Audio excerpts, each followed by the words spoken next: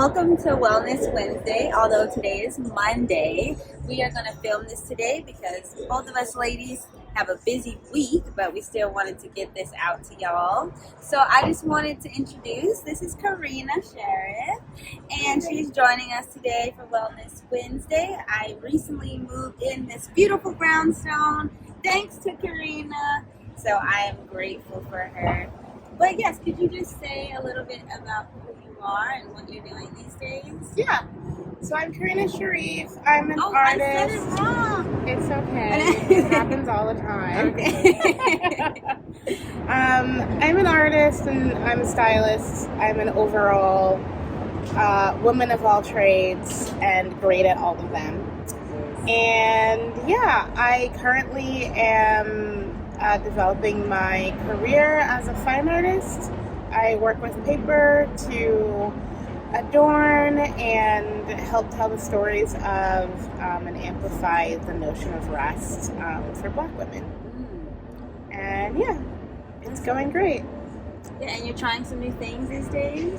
Yeah, I'm working with new materials a little bit. I'm exploring with actual live wood along with the paper. We'll see where that goes. Nice. Yeah.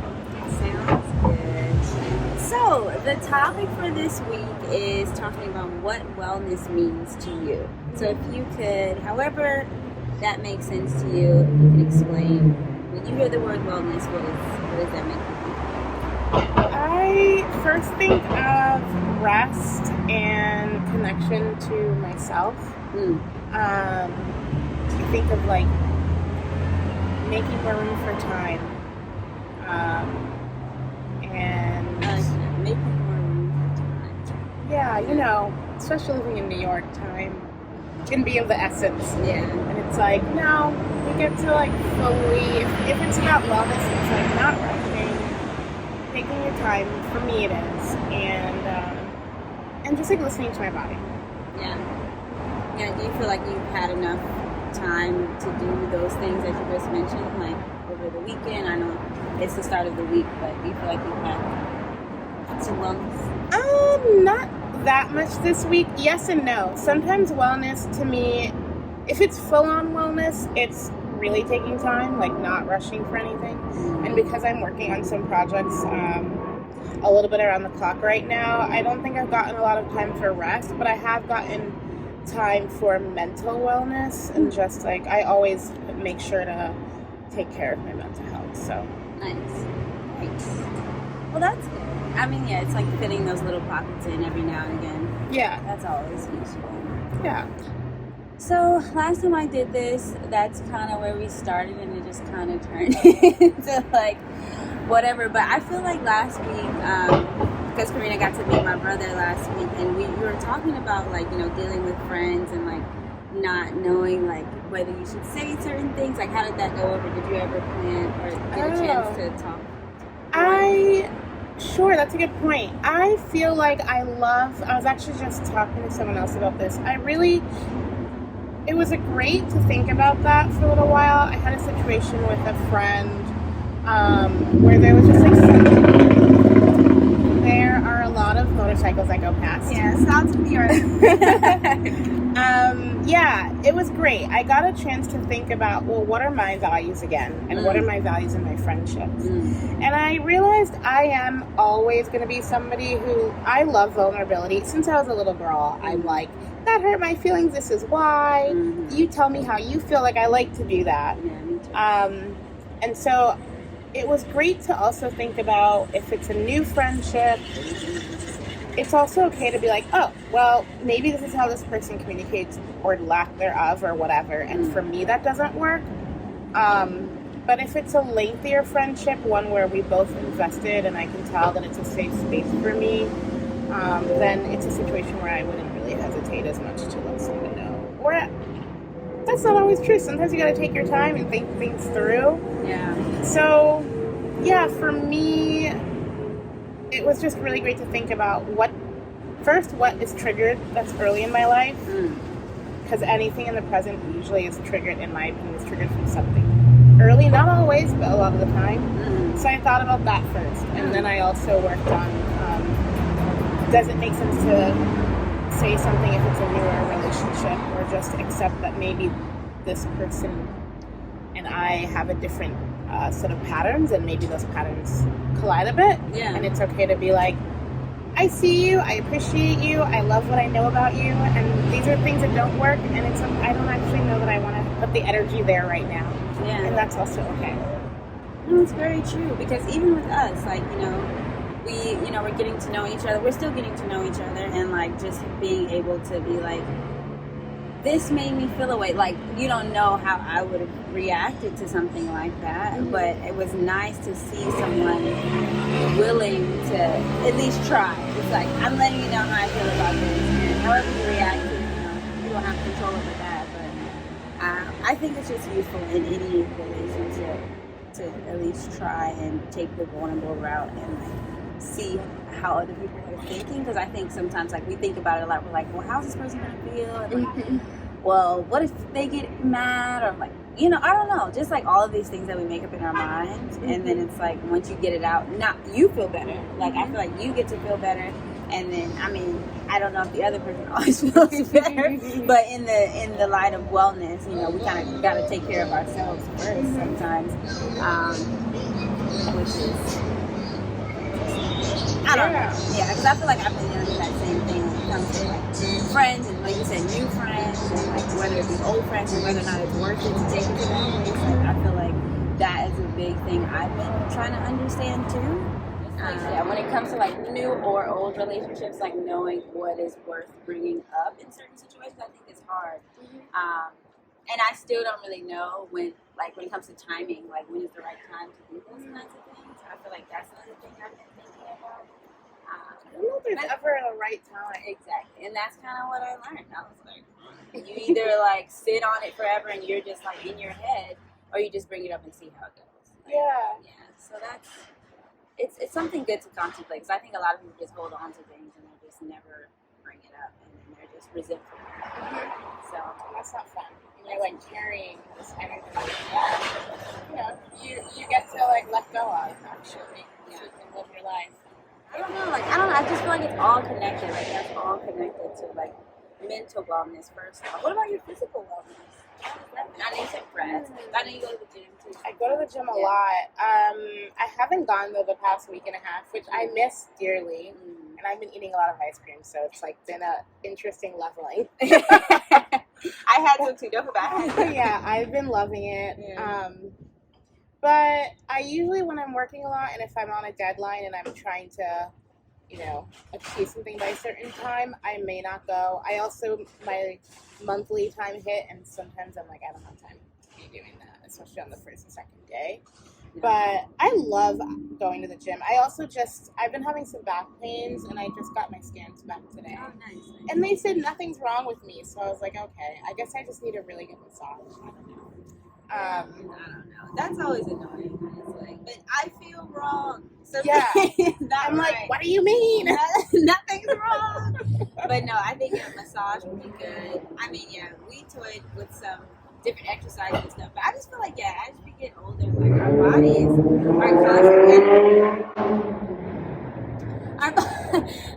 are just constantly changing and evolving, and there'll be aches and pains that don't make any sense. And like, where did this start? How did this start? It's just like, figuring out what your body needs. Because I know a friend who's like been getting massages, but then she just discovered like acupuncture really helps her. Like, so I don't know if that's something you've ever tried, but I'd say I tried it once. It doesn't really work for me. Like, really? Yeah, I tried it and I was like, I don't feel any different. But massages help. And then even sometimes I'm like, I don't even like massages. So sometimes I think it's like a strengthening thing too, like figuring out what habits that you're doing that, maybe unconsciously, you're doing them and you don't realize. Like, even just people just on their phone, like sitting like this, like just telling them, maybe squeeze these muscles back here. Little stuff like that. So hopefully the massage helps. I hope so. I'm like ready for it to be over. I have noticed that I almost always have my shoulders kind of like up a little bit. So I've been trying to like bring them down and back more. Yeah. But I'm also happy that there wasn't anything, Yeah, that's good. It's annoying because I didn't want them to say like, you have arthritis or something, but I wanted to know that there was a reason. Yeah. So I'm going to start going to physical therapy as well, just to make sure that everything's copacetic. That's good. Yeah. Nice. So I didn't have you on the last series, but I feel like this is a question I still want to ask. Like, how do you feel like your inner child is doing? Do you feel like you're connected to that part of yourself? I'm very connected to her right now. It's been like a mission lately to be like, okay, homegirl, like I got you. I'm loving you. I'm going back for you, and I'm defending you, and I'm hugging you and like holding your hand a lot. And it's been really good. I mean, she's definitely been activated more. I feel like doing my work with paper brings her up a lot anyway, and it brings up a lot of early material because it's like the work is related to being a Black woman, so I have to, I mean, that's the essence of the work, so I have to also look at, well, what does my life look like, and what has it looked like for my, my mother maybe, or my ancestors, for my foremothers, and the women in my family. So she's been up a lot, and I'm enjoying like embracing her right now. Do you feel like you have like a certain age range that you're tending to, or is it just maybe she's mostly like between 4 and 7, but I've been trying to also go back to when she was a baby, and I've been putting up more pictures of myself. There's one that's really cute of me. I'm like a little chocolate drop. Yeah. How old am I? I don't know. I look like I'm like not even 1 yet. And I don't know, I've just been putting up those pictures more and looking more. I feel like pictures are so valuable, and I hate that like sometimes they get lost, or like now we just have them, in our phones, but to have them tangibly is like so nice, and to look at it, it's like every day, it's like, oh, that was me. Yeah. I mean, that is me. That is you. It is me. Yeah. Yeah, it's nice. Trying to think, what other things? There's so many things that pop up in my mind. But natural materials, we're sitting out here, and even last time, I was looking at this tree, and I was just thinking, how does it feel when you work with these natural materials? Do you feel like they breathe life? Do you feel like they're alive when you're working with them? That's a good question. Yes and no, maybe. I feel like when I'm working with them, I just feel like I'm trying to respect the material, and maybe I always try to listen to materials in the sense of even when I used to design clothes, I tried to listen to the fabric, what does it want to be? What does it want to become? I kind of think that way when I work with paper, and working with the tree elements like live wood has kind of been similar. For me, what's been fun is starting off with, I had cut some pieces that weren't too big so I could manage them on my own. And it was nice to I soaked some of them in wood, and not in water, to make the bark, softer, and then I was able to take a veggie peel and remove the skin. But it was nice to figure out how much of it do I want to remove, how much do I want to keep behind. Maybe it's winging it the whole time? Yeah, I'm just kind of playing and seeing what feels right. And then I also had my super come and help me with cutting some larger pieces. But it's been nice. I don't know. I feel like it's alive in the sense of there's a story there, and I want to help to tell that. Yeah. So do you feel like this art that you're doing is also your form of self-expression that helps? I feel like everybody needs an outlet to get their emotions out, or whatever they need to get out. There just needs to be an outlet. Do you feel like your art is serving as that as well as the styling? Or is it styling was never really that emotional for me. I kind of just did it because I fell into it, and it was something I was able to do pretty well. Design is different. I mean, design I used to love. But styling, anything in the arts usually, so for the work that I'm doing now especially, feels very much like an outlet. But I also think as a kid, the arts were always an outlet. It was always a space where I could kind of just do whatever, try whatever. Nobody was going to tell me it was really wrong. Yeah. And when I was not feeling great, or if I was bored or angry, I could make something. So that's still there, you know. Nice. Sometimes I make a paper piece because I just want to imagine something beautiful, and sometimes I make a paper piece because I'm ticked off and I'm like, well, I'm gonna show you. I want to like create something that maybe is fueled by frustration or anger, but turns out to be gorgeous. Yeah, that's beautiful. I love that. Art is everything. I think everyone just needs to tap in, tune on. It's just art so is therapy. Also, I don't know if you've noticed, but Debbie pointed this out to me. This lovely plant that we have here is starting to like touch the other plants. Did you Yes, it's so like, sweet. Now binding and winding around here as well.